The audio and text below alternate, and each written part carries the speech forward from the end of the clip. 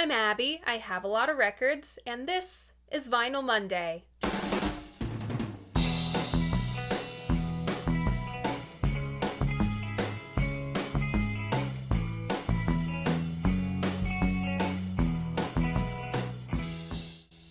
So welcome back, or welcome if this is your first time here. Vinyl Monday is the who, what, when, where, why, and how do I feel about classic albums in my collection. If TV show length episodes aren't your thing, don't worry, I also do Vinyl Monday in 60 seconds here on my channel, over on my Instagram, as well as TikTok. I know it seems very soon, but ladies, gentlemen, and cretins of caves, we are on the last 5 episodes of Vinyl Monday before the season 4 finale. We have a special episode headed into the final countdown of the season. This week's album is The Beach Boys' Surf's Up. Congrats if you guessed this one. Remember, if you want to play along, all you gotta do is check out my post tab. That's where I post the hints to what the next album is gonna be. I make announcements, I host polls, you can find all of that on my channel. And if you so choose, you can always read the written versions of my reviews on my website, linked in the description. Alright, let's take the plastic off. So my copy is an original. It's pretty worn, but I think that adds to its character. I don't remember where I got this, but if I had to make an educated guess, Turn It Up Records in Northampton. Ow, there's something in my eye. Ow. What the hell? If I had to guess, Turn It Up Records in Northampton. Pretty safe assumption. Jack Riley, a guy we will hear a lot about in this video, found this painting at an antique shop. It's a reproduction of James Earl Fraser's sculpture, End of the Trail. The original sculpture is a commentary on the colonization of the Americas. The artist of this painting, however, is unknown. It's likely it was just some hobbyist painter. Given this album's connection to Smile lore, which we will get into, the choice to use this painting of a Native American at the beach for a cover of the album called Surf's Up is really interesting. On the back cover, we have what looks like paper treated with watercolor, then either crumpled or paper mache'd onto board, and the track listing over top. And we also have an insert featuring little photos and the lyrics to all the songs. I believe this was the first time the Beach Boys had done this with one of their records. And it opens up to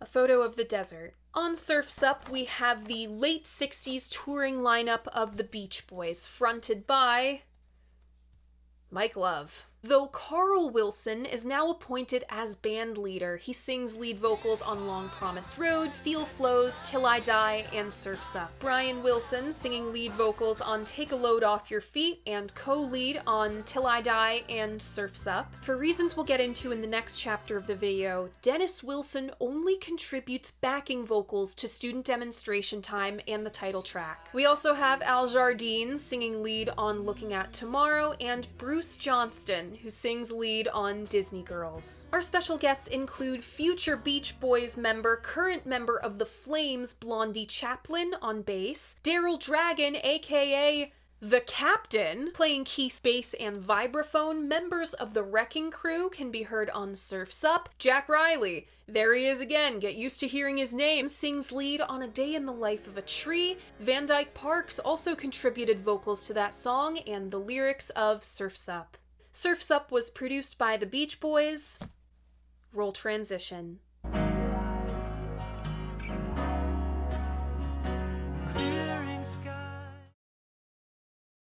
Once confined to the annals of rock and roll history, it's pretty well known now that Beach Boys history's point of fracture was Smile. Brian Wilson's tale of the history of America from coast to coast, from the Native Americans in the East all the way to the surfers in California and Hawaii. From Andrew Doe, quote, "The roots of just about every ill later to beset the band and their leading light can be traced to this 10-month period of towering creativity." I think I've talked enough about Smile at this point. I have 2 whole videos on it, but this album wouldn't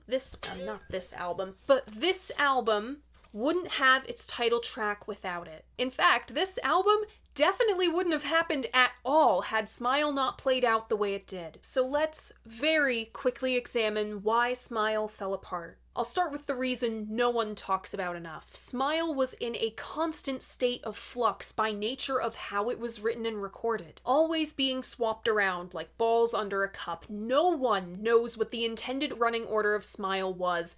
Not even Brian Wilson knew. When the Beach Boys returned home from their European tour, they found Smile in complete disarray. On top of that, David Anderley, the guy the boys trusted to run Brother Records, seemed to be Brian's right-hand man in all this nonsense. Dennis Wilson was Smile's biggest fan. He handed out the first of the bootlegs to his friends, but not all the other boys were sold. Mike Love bullied lyricist Van Dyke Parks out of the project over a line we will get to later. This dealt a huge blow to the Smile project, as not all the lyrics for the songs had been written yet. Constant friction between all these people made Brian paranoid. This wasn't helped by the added substances, and none of this was helped by the Magic Fire music incident, a truly bizarre coincidence. The Heroes and Villains single failed. It made no sense outside the context of Smile, made even less sense chopped down to 3 minutes and change to be single length. Audiences saw it as little more than a novelty tune, and Jimi Hendrix derided it as, quote, psychedelic barbershop music. With David Anderley now gone, the formation of Brother Records just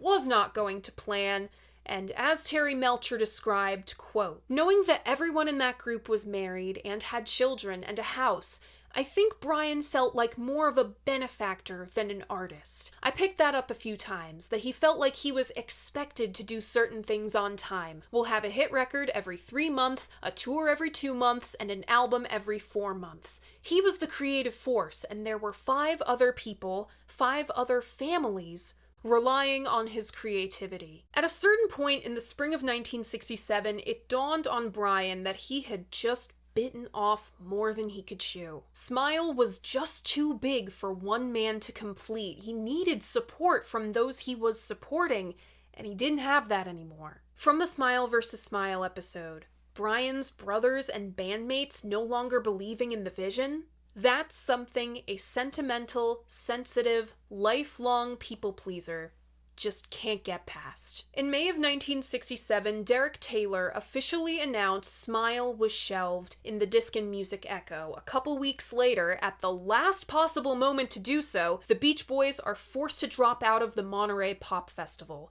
This was a really bad look. And this kid named Jan Wenner of the then brand new Rolling Stone magazine just about ripped the boys a new one for this. Now, Capitol Records still needed something in place of Smile. Smiley Smile, released in September of '67, was good enough, but a huge letdown when you compare it to what it was supposed to be. Smiley Smile is pretty much negated by Wild Honey in December, and these two albums kick off 2 straight-up bad years for the Beach Boys. Their focus was scattered. In February of 1968, Mike Love went to India with Donovan and the Beatles to meet the Maharishi. Meanwhile, Dennis becomes a fixture of the Laurel Canyon scene, and is being a PR nightmare. That commune of hippies he opened his home to and gave a cumulative $100,000 to, they turned out to be a murderous cult. Dennis's association with their leader ended his marriage, and to this day is the stain on the Beach Boys' legacy. The rest of the boys sued Capitol Records for not paying Brian $275,000 of his producer's royalties, but the suit just kind of fizzles out. The boys were going bankrupt before that. Brother Records still was not going to plan. They lost out on a potential contract with Neil Young after he left the Springfield for good, and so far the only non-Beach Boys adjacent group on the label was The Flame, and their album flopped. And as one final fuck you to his own flesh and blood, Murray Wilson sold the rights to his sons and their friends' life's work for $700,000. In the meantime, the Beach Boys released a handful of albums, one steeply underrated, one genuinely good and accidentally invented a whole genre of music, and the rest just kind of cobbled together from leftovers in the Beach Boys' fridge when Smile's hull collapsed. Some of its songs landed across those albums. Smiley Smile got the most. Heroes and Villains, Vegetables, Wind Chimes, Wonderful, and Good Vibrations. 2020 got Cabanescence and Our Prayer, and Sunflower got Cool Cool Water. But there was one Smile song so good that Leonard Bernstein picked it as some of his favorite pop music of the day. The April 1967 Inside Pop: The Rock Revolution documentary featured Brian playing Surf's Up solo on piano. Flash forward to the summer of 1970. Enter Jack Riley. It's safe to call Jack Riley the anti-hero of Surf's Up. He meddled, egged the boys in fighting on, swindled them, and allegedly faked cancer. You can't deny, the guy had some genuinely good ideas. His grand plan at the time, as he outlined in like a 6-page memo, was to get the Beach Boys back in the good graces of the freaking Bible at the time, Rolling Stone magazine. This grand plan included playing gigs in California again, thanks to one Van Dyke Parks, who was now working at the parent company of the Beach Boys distributor, Brother, Reprise, Warner. Yeah. Thanks to him, the boys appear at the Big Sur Folk Festival, the very same Monterey stage they thwarted 3 years before. It was a full circle moment. Even if Mike was reluctant, he said, and I quote, "Oh my God, how can we play up there?" "I think she's a commie," referring to organizer Joan Baez. They almost blew the whole thing by saying they'd only play if the soundtrack was released on Brother Records. Rene Papa had to massage the situation, save the Beach Boys' asses from that. Big Sur was a success. In November, Jack booked them at the Whiskey A Go-Go. Now, at this gig, the boys met one of Bill Graham's employees, Michael Clenfer. Michael, plus accomplices Chip Racklin and George Brown, come up with this harebrained scheme to get the Beach Boys headlining Carnegie Hall. Those three rent the place. The Carnegie promoters said, "No way in hell the Beach Boys are selling out this place." And they were right. The second night had to be canceled for low ticket sales, but the first night, through word of mouth, eventually sold out. This kicked off a string of moderately successful gigs at hip venues, including playing the Fillmore East with the Grateful Dead in '71 and playing that venue's closing night with the Allman Brothers Band later that year. The Beach Boys are officially back, and they needed something to capitalize on that. Surf's Up was recorded from early to mid-1971 at Sunset Sound, United Western, and at Brian's home. One of Jack's strategies to bring the Beach Boys back up to date was urging them to write social commentary songs. In his mind, that's how they'd keep up with the other California acts. Joni Mitchell, Crosby, Stills, Nash & Young. That's how we got Don't Go Near the Water and A Day in the Life of a Tree about pollution, Dennis's song 4th of July, and Mike's Student Demonstration Time about college kids protesting the Vietnam War. It seems Mike was the only one who actually liked this song. Oh my God. You know, it's been a while since I did that. At this point, what the hell? Student Demonstration Time had Carl and Jack blushing with embarrassment, and it, quote, thoroughly disgusted Dennis. Meanwhile, Brian was in crisis. About Till I Die, he said, quote, "I was in my car, and I was thinking to myself, in the universe, I'm so small. It's an absurdly small idea to think of how small you are in the universe. And I went to the piano and I said, what are some ways I can express being small? So I thought, I'm a cork on the ocean. I'm a rock on a landslide. I'm a leaf on a windy day." Brian's involvement in the Surf's Up album was limited. He had checked out after the failure of Smile. He couldn't cope with his masterpiece falling apart. It broke his heart. Instead, he kept busy producing his wife's group, Another Brother Records flop. Dennis had little involvement as well. He injured his hand and couldn't play the drums for 3 years. Enter Ricky Fattar of the Flames. Now, Dennis did have songs on deck, but he didn't agree with the creative direction of Surf's Up and pulled all his songs, including Wouldn't It Be Nice to Live Again.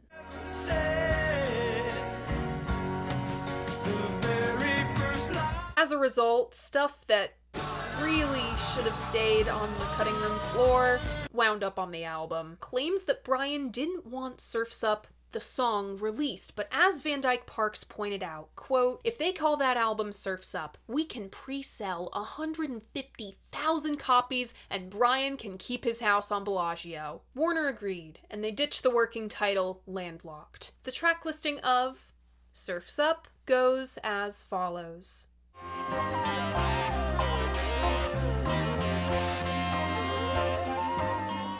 Opening up side 1, we have Don't Go Near the Water, followed by Long Promised Road. Then Take a Load Off Your Feet. Next, Disney Girls with the subtitle 1957, and side 1 closes with Student Demonstration Time. Opening up side 2, we have Feel Flows, followed by Lookin' at Tomorrow with the subtitle A Welfare Song. Then A Day in the Life of a Tree. Next, Till I Die, and the album closes with the title track, Surf's Up. Surf's Up was released July 25th, 1971. Long Promised Road was released as a single not once, but twice, and flopped both times. But the album seemed to do what it was intended to do. The boys played a successful gig at Central Park, which was broadcast on live TV, and in October of that year, they landed the cover of Rolling Stone magazine. Written by Tom Nolan, this 2-part story serves as the first comprehensive telling of the Smile Saga, and dare I say, it is the greatest cover story in the magazine's entire history. In the words of Andrew Doe, Surf's Up was, quote, "a critical and commercial success such as the Beach Boys had not seen for many years, but in the long run, the price was probably too high." David Leaf was much more direct. Quote, "The Beach Boys were firmly on their way back. If it involved exploiting Brian and dredging up a lot of bad memories, so be it." The production of Surf's Up introduced interlopers to the Beach Boys' world, the most they'd seen since the ill-fated Smile sessions. This probably mucked with the production of Holland, an album nobody seems to like but me, and it definitely influenced the Beach Boys' turn to nostalgia act with Endless Summer. Surf's Up was Bruce Johnston's favorite period in Beach Boys history because the set lists were mostly made up of material from Pet Sounds On, a lot of which had never been played live before. He didn't like the album itself, though, so this is the last Beach Boys album with Bruce Johnston on it. He got fired in '72. When the boys experienced their third major critical reevaluation from the late 90s to the early 2000s, specifically Pet Sounds and Smile material, the placeholder albums of the late 60s and early 70s were on the rise again. Can you believe there was ever a time where Sunflower, everyone's favorite album of this period, was hated? Surf's Up is remembered as the album in which Carl came into his own as the new creative leader and new band leader of the Beach Boys. He took up the mantle from his older brother and became the new creative spearhead. This album is also remembered for being the project that brought its title track to the world. In the words of David Leaf, when a song like Surf's Up was finally released, that one could really understand what the collapse of Smile had done to the world of music. Cowabunga, dudes! I say, with tears in my eyes.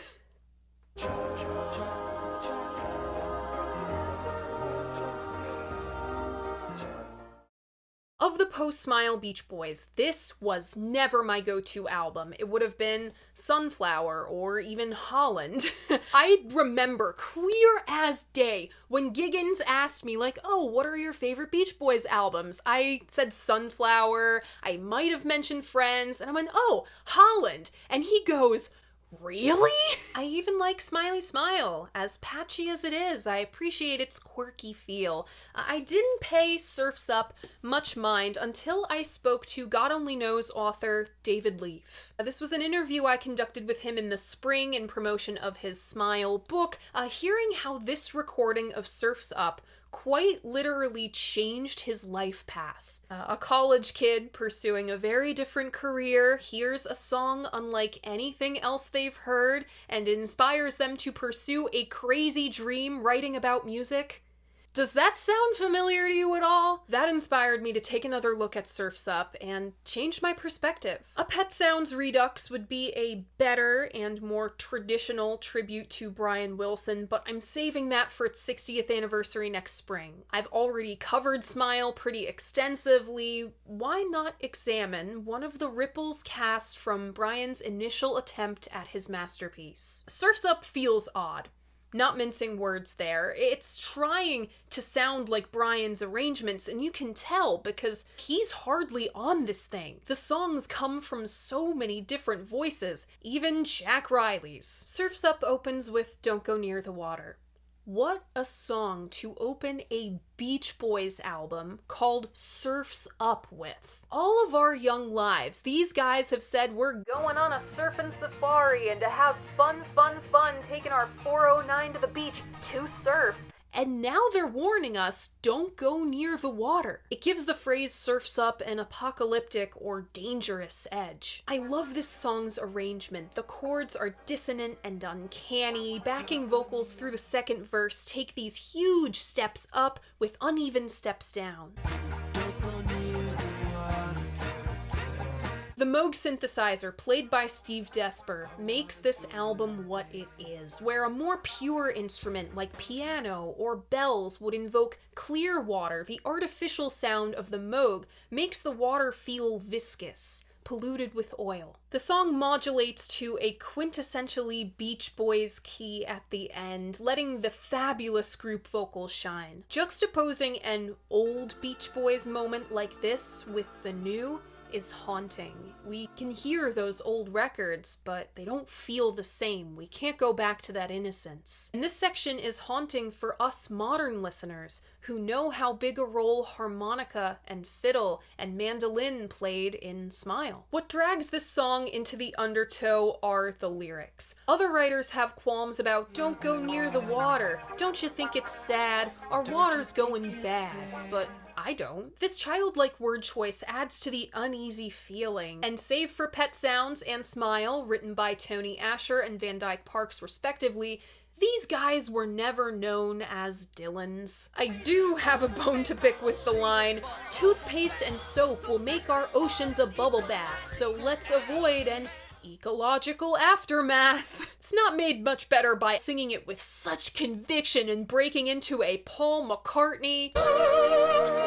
Like, what is he doing? A song so bluntly about environmental causes might seem hokey today, but back in the early 70s, environmentalism was a completely brand new thing. The very first Earth Day had only been held a year before this. Next is Long Promise Road, co-written by Carl Wilson and Jack Riley. Looking at the credits, the lyrics might be the only thing Carl didn't 100% do. He plays guitars, bass, keys, synths, drums, percussion, and sang the lead vocal. This is basically the Carl Wilson show. This very independent cause sets the stage for him coming into his own. His perspective on life has changed. So hard to answer future's riddle when ahead is seeming so far behind. So hard to laugh a childlike giggle when the tears start to torture my mind.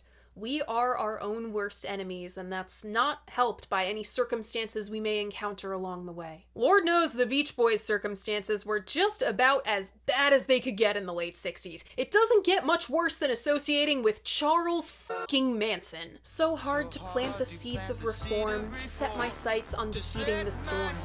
So many bad things happened to these guys in such a short period of time that Carl confesses he's having trouble getting his hopes up for the future. But he stands up strong, ready to take charge. So I hit hard at the battle that's confronting me, yeah.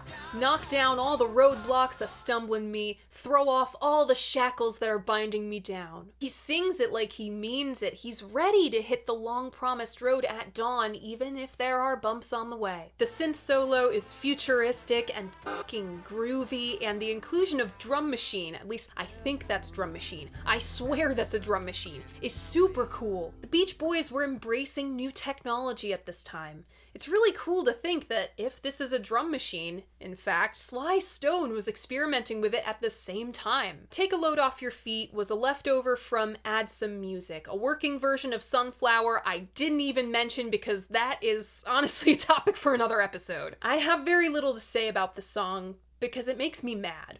I am mad that we got this, a song about swollen feet, and student demonstration time, instead of one of the greatest songs Dennis ever wrote. Next is a tune that makes me much happier, Disney Girls. Bruce was often accused of writing the cheesiest Beach Boys songs during his tenure in the band. He gets it right on Disney Girls, though. The song mourns the simplicity of childhood. The days of dances, lemonade stands, Tootsie Rolls, and the Mickey Mouse Club. Or Disney Girls, as Bruce sings. He crams a whole extra syllable in there, you gotta give it to him. Patti Page's 1957 hit Old Cape Cod. If you're fond of sand dunes and salty air. That's where the subtitle 1957 comes from. That song annoys the shit out of me, but hey.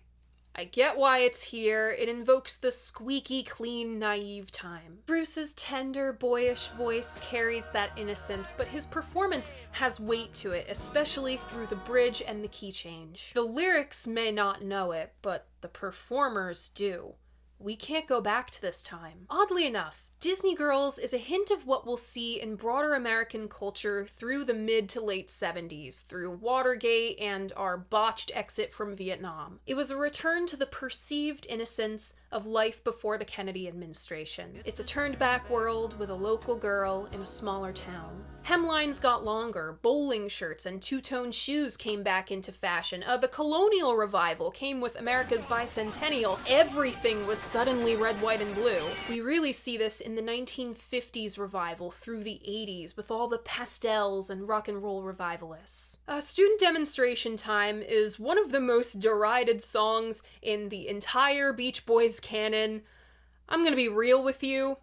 It could have been a lot worse. Maybe that's just what I'm telling myself. Don't get me wrong, it's flawed. The lyrics are both sidesy. You're not gonna get much deeper than surface-level social commentary out of Mike Love. The strength of this song is in the plugged-in instrumentation, which came from another song, Riot in Cell Block 9 by the Robins.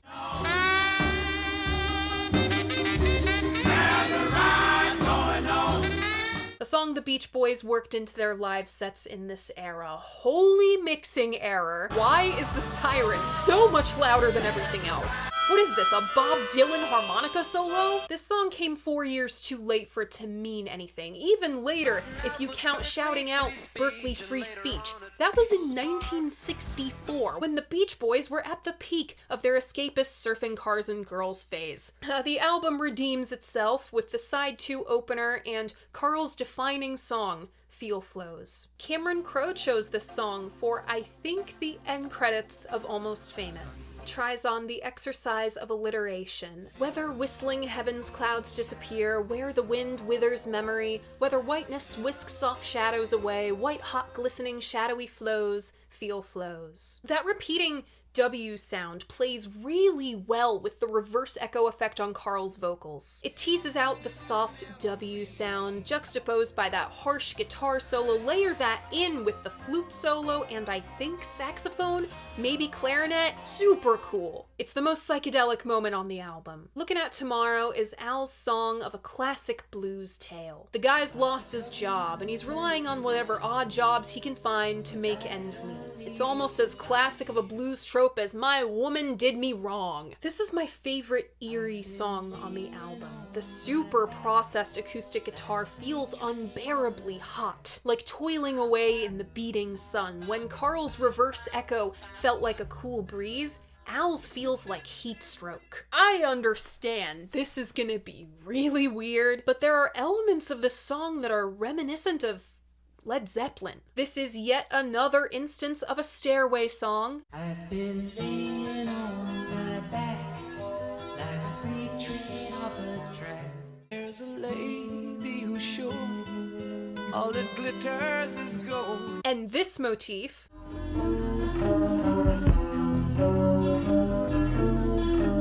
wound up in Achilles' Last Stand.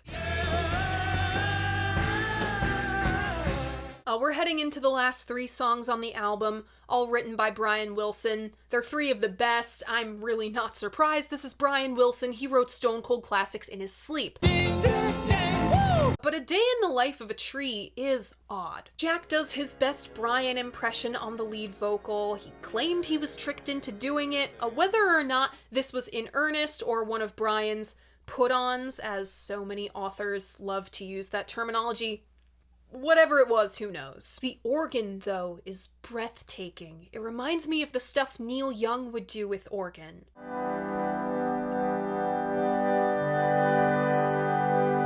Which inspired Radiohead's own organ moment on Kid A.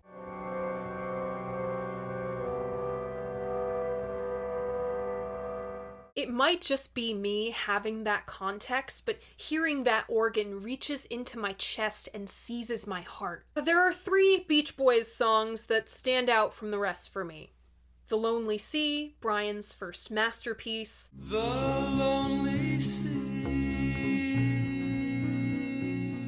She Knows Me Too Well, my very favorite Beach Boys song. She knows me. I treat her so mean, I don't deserve what I have. And Till I Die. On these songs, Brian bore his soul to the listener in such harrowing degree that you're taken aback by it. I Just Wasn't Made for These Times does the same thing, but since it's on Pet Sounds, an album full of confessional songs like that, it doesn't feel as sharp. Surf's Up, though, is not full of confessional songs like that. We've had lovey-dovey saccharine ballads, an attempt at a blues, surface-level social commentary, and a song about taking care of your feet, until I'm a cork on the ocean, floating over the raging sea. How deep is the ocean? How deep is the ocean? I lost my way. If you care or have ever cared about Brian and his work, hearing such dire thoughts in song is distressing. The counter melody, these things I'll be until I die, and that forever descending motif, it feels like an intrusive thought. Finally, the mysterious, enigmatic, and dark title track. Those are all adjectives that have been used over and over again to describe Surf's Up. What we hear on this album is a piecing together of various elements recorded in 1967 and 1971, June 71. The instrumental and Brian's vocal were cut during the OG Smile sessions. Carl's vocals were cut in 71. This was one of the last things added to the album, along with Disney Girls. When asked by Van Dyke Parks how he felt composing Surf's Up, Brian said, "I just felt some love. A whole lot of love." It certainly doesn't sound that way. My steepest disadvantage with the Beach Boys, one that has always been glaringly apparent and the #1 reason I need to redux Pet Sounds, is my lack of technical knowledge of music. Brian's compositions are all about the chords, and I don't know what the chords he's using. I know only the most basic level of music theory. I know the motion in which the chords move, and I know how they make me feel. Tom Nolan said, quote, "His musical theories were based upon emotion. He could sit down and write a chart anytime, but when he described the music, it was always in artistic or literary allusions, colors, mental responses." Surf's Up is one of Brian's best melodies ever. We're tumbled in the tidal wave. I feel submerged and suspended in dark water when the song pulls back. Though some cool production choices have been made with this album, we get new technology and experimental stuff, this cut makes me sorely miss the Wrecking Crew. There is nothing like the Beach Boys and the Wrecking Crew together. The lyrics are often called impenetrable, and it's true, Van Dyke Parks used imagery that is tough to grasp, like trying to grab at a silver fish in a wave. From what scales I can find in the sand. This is my interpretation of Surf's Up. The diamond necklace playing the pawn, the pomp and circumstance of a handsome-mannered baton and drumming, hung velvet and dim, dingy chandelier. This is the old world, a concert hall, the establishment. This isn't my ultimate favorite line in the song, but this is the most revealing if we're going by interpretation. A blind class aristocracy, back through the opera glass you see the pit and the pendulum drawn. Van Dyke is known for his wordplay. See, the double meaning of port, meaning a boat port, the port and starboard side of a boat, as well as the port wine that you often find in cheese. What else? What else? A do or die! That's the other one I was thinking of. Blind class aristocracy looking through opera glass. It's Van Dyke's surrealist way of saying the establishment's perspective is warped. He invokes Edgar Allan Poe with the pit and the pendulum. That's one hell of a choice. Nobody expects the Spanish Inquisition. This concert hall we're in, and its stuffy ways, reek of death. A slow, painful death. Hung velvet overtaken me. I think of the deep color red, a color significant to Poe's writing as well. The columnaded ruins domino in the room. Bryan explained, quote, empires, ideas, lives, institutions, everything has to fall, tumbling like dominoes. It's an uncanny prediction of the collapse of the happy hippie 60s, further asserting that this was the natural conclusion. The music hall, a costly bow, the music, all is lost for now. That's my favorite line. There's a karmic debt to pay after a decade of flowers and love. The final section, Surf's Up's Coda, is a reprise of Child is the Father of the Man, a tune that doesn't appear elsewhere on Surf's Up, had not been heard on any of the albums between Smiley Smile and this, and most people hadn't heard it at all since the Leonard Bernstein documentary. It makes for a fascinating conclusion. So is the counter melody's blatant similarity to A Day in the Life.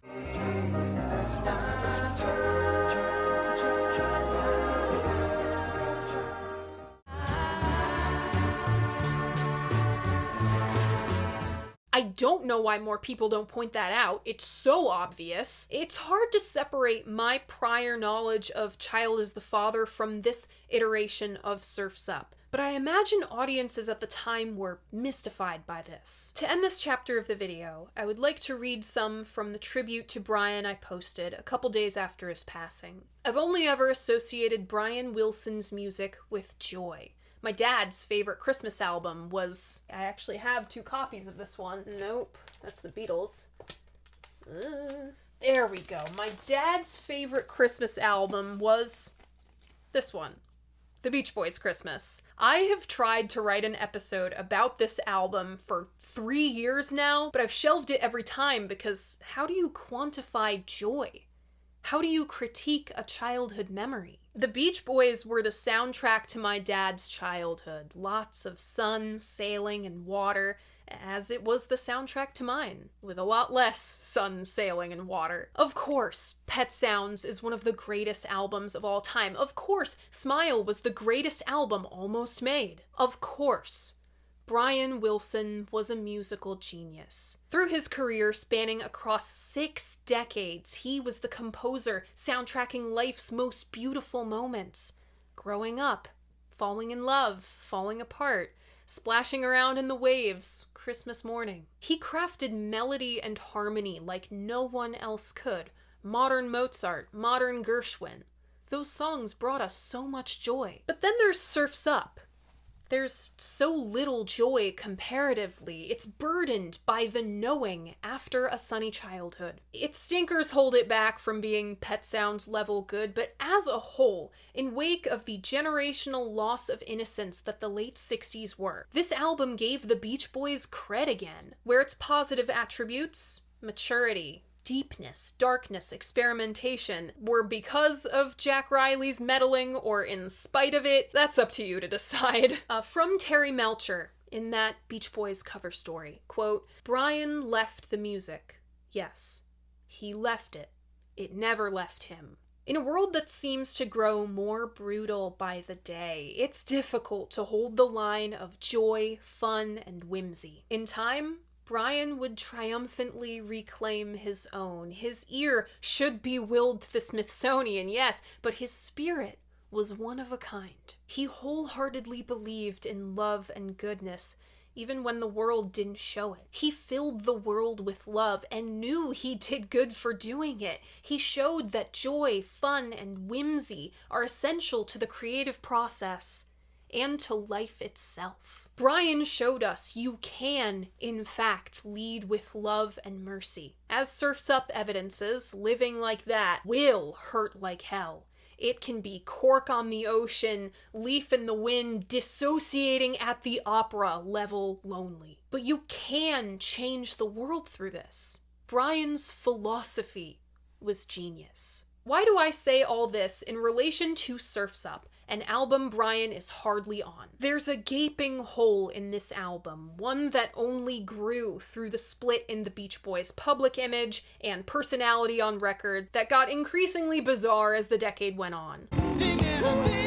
It's evident in everything following Pet Sounds, really, and it's evident now that we have to live in a world without Brian Wilson. The music refused to betray Brian. In turn, that music refused to betray the Beach Boys. They still made some beautiful music about a dark, polluted world, an unjust world. The skies were dark, the sails were tattered, the Indian on the shore is about to collapse. Surf's Up proved that the Beach Boys were irrevocably changed, but they were not sinking yet.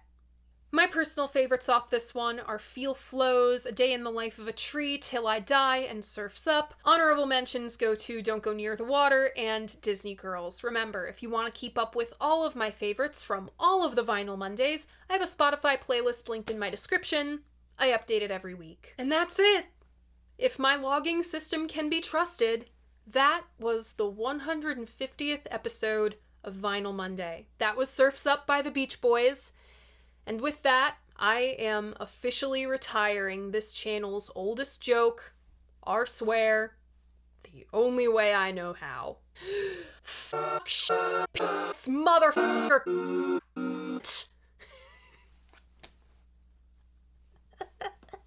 But for real, almost 4 years and 150 episodes of Vinyl Monday simply would not have been possible without you viewers. Without you loving the videos the way I love making them, the way I love listening to music, learning, and sharing. After this, filming this, I'm gonna finish hand sewing some trim on a dress that I'm wearing tomorrow to see an acoustic set of Colin Blunstone and a screening of Hung Up on a Dream, a movie I'm in, and a snippet of my original Odyssey and Oracle video is in this documentary, which I didn't know about until you people saw it before me. That absolutely would not have happened without you guys. Woo!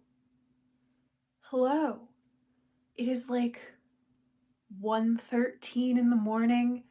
I just got back from just outside Boston, where the theater was, so forgive me if I'm not exactly coherent at the moment. Number one, I really like the film. It's a really sweet film. Number two, I cannot believe that Colin Blunstone just turned 80? He sounds great. And number three, I had no idea that the director was the guy from Rooney. The When Did Your Heart Go Missing guys? Remember them? Okay. The millennials and the elder zoomers like myself will absolutely remember that song. But yeah, great night. I'm gonna take my false eyelashes off and wash my makeup off and everything, and I'm gonna go to bed. What do you think of this album? What do you think of Surf's Up? Leave a comment letting me know. I love hearing what you guys have to say about albums that I love, and remember, despite what some guy on the internet says, your opinion matters. You might even be in a movie for it. If you like what I do here, you should like this video and subscribe to my channel. I post new episodes of Vinyl Monday, Monday mornings at 11, and a new episode of my podcast, The Dolls Pod, every other Friday at noon. Thank you so much for watching. See you guys next time, and sail on, Brian Wilson. Thank you for making the world better.